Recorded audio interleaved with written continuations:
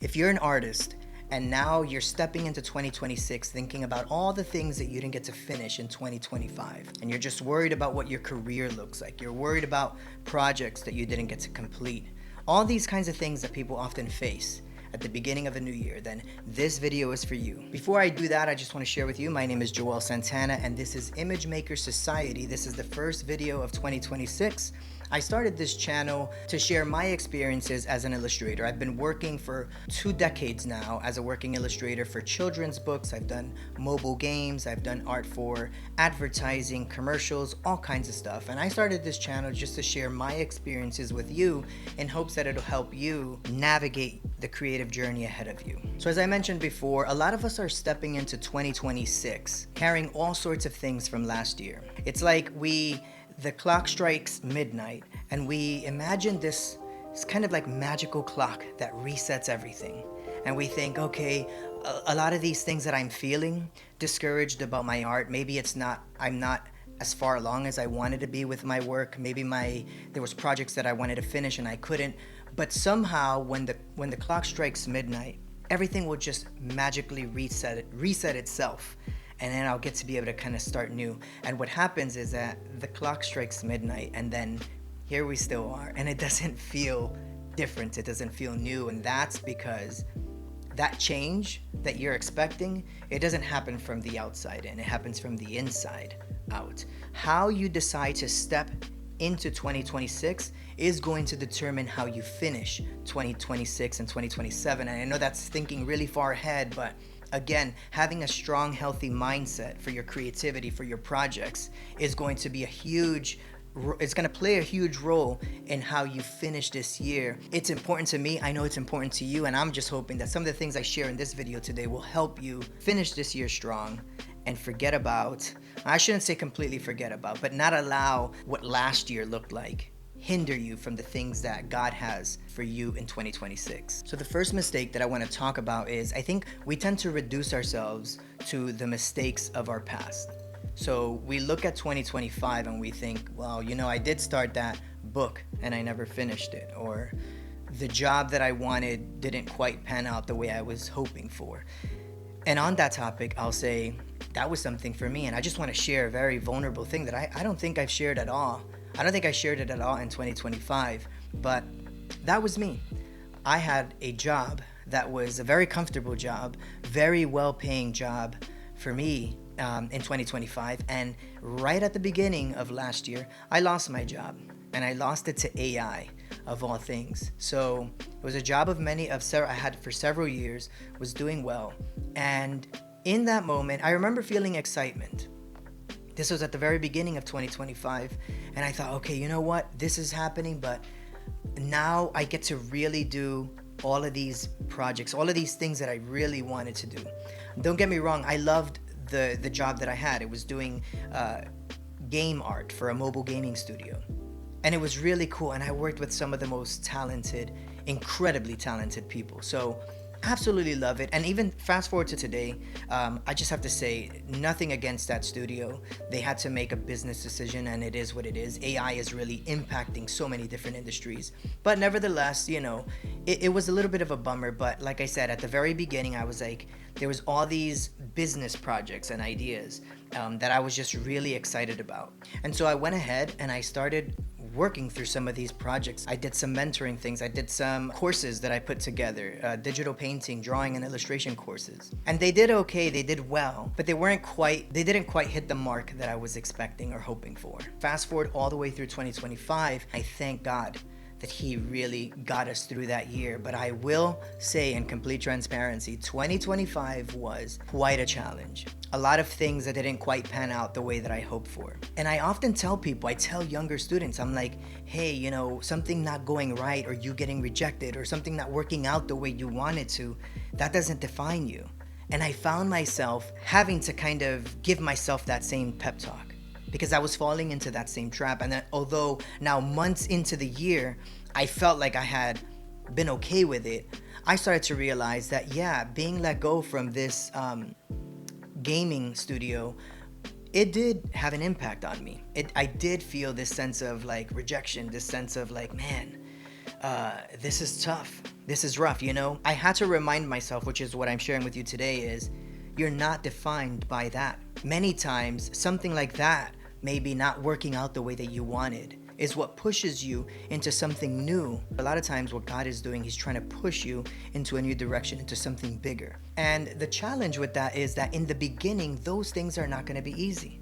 So again, I found myself having to give myself the same pep talk that I give other younger students, which is some of these things don't happen overnight because you're doing something new. You're doing something that is going to stretch you. But the fact that those things didn't maybe work out as quick as you wanted, the fact that maybe 2025 in its entirety maybe didn't go according to plan, the fact that maybe that project, that book, whatever it is, or the job, the freelance gig, whatever that is, the fact that maybe that was left unfinished or it didn't quite pan out the way that you wanted doesn't mean that that's the end of your story. It can be if you allow it to be, but it doesn't have to be. Unfinished or imperfect doesn't mean failure. It just means there's more left to the story. And some of the most meaningful stories, the story that you're gonna tell and share with somebody someday, those kinds of stories don't typically have a resolution immediately. And in fact, I did a video, hopefully the link will pop up somewhere over here, but that you can check out where I talk a little bit more about that. But those stories that are most inspiring to you, that are most encouraging to you, the resolution doesn't come so quickly. And I just want to encourage you that, you know what, 2025 maybe it was a fantastic year for you, and I hope that it was. But if it wasn't, for those who maybe had a rough 2025, don't carry that disappointment, bitterness, rejection, whatever the feeling that you may be having, a sense of not being able to finish something. Don't allow any unfinished projects or a feeling of failure rob you from the opportunity of finishing your story and being able to share that and encourage and inspire others that are going to come after you. This reminds me of a scripture I really love. It's in Philippians, and it reads, "And I am sure of this, that he who began a good work in you will bring it to completion at the day of Jesus Christ." So it says that he began a good work in you and that he is going to bring it to completion. And I think that he requires the same thing of you. You started something, you began a good work. And maybe that good work that you began was pursuing a job in illustration. Maybe it was pursuing a job in animation. Maybe it was a children's book idea. I don't know what that was, but for many of us, we started something in 2025, and then we imagine almost like this fictitious ticking clock. As I mentioned earlier in the video, it's like we imagine that there's this clock and that it's just like counting down, and if I don't finish this project by the time the clock strikes midnight, I'm gonna turn into a pumpkin, or whatever the story is. Or if I don't finish this, if I don't get this job, if I don't finish my portfolio, if I don't insert whatever that is, if I don't do it by the end of the year, then I've missed the deadline. It's too late. I've run out of time and I've missed my moment. But that clock, that's a fictitious clock. That's something that we make up. That's a pressure that we unnecessarily put on ourselves. Because something happens. Yes, midnight strikes, we celebrate New Year, but guess what? Like, here we still are. The project is still there waiting for you to either pick it up or say that you've missed the boat. The portfolio that you're working on, that you're adding pieces to, it's still there waiting for you to finish it. Nothing has changed. It's all up here. It's all on what you decide to create, to make out of it. You get to decide. You can decide, hey, my time's up. I needed to finish it by then. And now I'm going to start 2026 moping around, feeling like I'm not good enough. I didn't finish it then.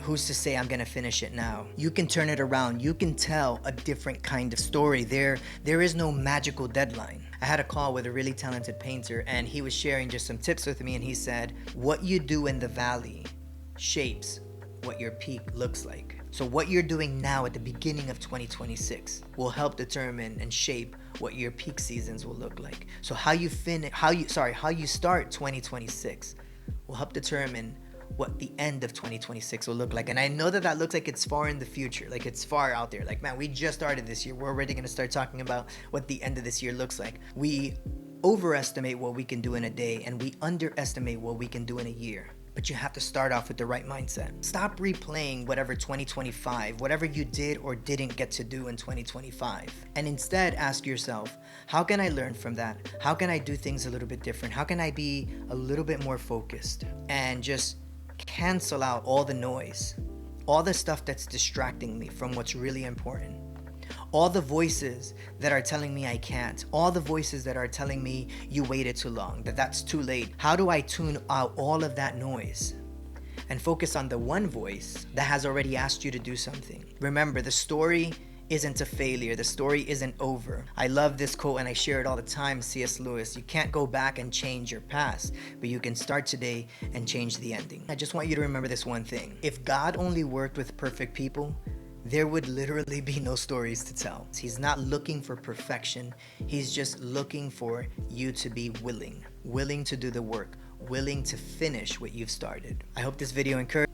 You know what? There is one more thing I wanted to share with you. While 2025, I had some setbacks or what seemed like setbacks or things not quite going the way that they were. I just want to share a quick little praise report that 2026 is barely getting started and already there are some really exciting, cool projects, things that are more like educational. So things that I want to share with you in terms of teaching, in terms of things that will help you with your growth as an artist and with your growth as a creative Christian. A really, really cool resource that I'm working on and really excited to share that with you. That's probably going to be in another week or two, maybe 2 weeks. But yeah, so I just wanted to share that quick update. I ended the video before sharing an update about what I've got going on for 2026. It's really exciting.